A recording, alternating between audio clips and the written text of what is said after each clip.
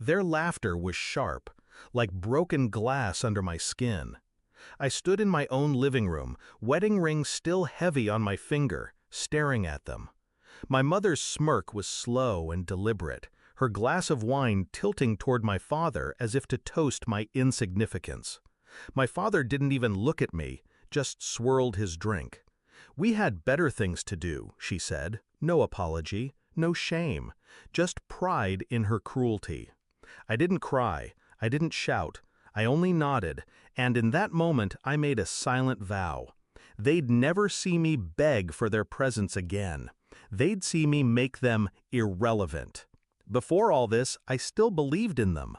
Growing up, I thought my parents were pillars, hard but solid. Every achievement I brought to them like an offering. Top grades, scholarships, the job no one thought I'd land. They clapped for my sister. They nodded for me. I told myself it was enough. It wasn't. I just didn't want to see it. The cracks showed early. Every birthday, they forgot mine but remembered hers weeks in advance. Every big moment of mine was overshadowed by her smallest success. But the wedding? That was supposed to be different. I'd sent the invitations 6 months ahead. They RSVP'd yes. The morning of, their chairs sat empty. I got one text from my mother. "We couldn't make it. Hope it was nice." Hope it was nice. The truth hit me after that. It wasn't that they were busy. It wasn't that they forgot. It was that I didn't matter enough. And that is something I could change. I started planning quietly. I knew their weaknesses.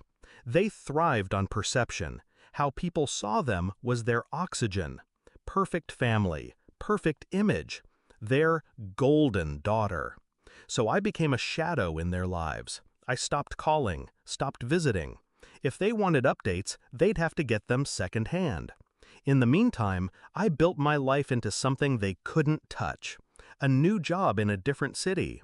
A circle of friends they didn't know. Financial independence so complete I could disappear without warning. I invested, saved, diversified. Every move calculated. Every resource hidden from them. Then I waited. And it didn't take long. Last month I got the call. My father's voice suddenly soft. They wanted to reconnect. They'd heard I was doing well. They wanted to visit. Of course, I agreed, smiling to myself. The day they arrived, I set the stage. Wine chilled, dinner prepared, everything spotless, elegant, the kind of home they brag about at their dinner parties. We ate, we laughed. Well, they did. I let them talk about themselves, let them believe they were back in control. Then I pulled out the wedding album. "Thought you might like to see what you missed," I said. Page after page, me in white, surrounded by people who actually showed up. Their chairs, empty in the background. The toasts they weren't there to hear. They grew quieter with each turn of the page. Then I told them. "I've updated my will." Pause.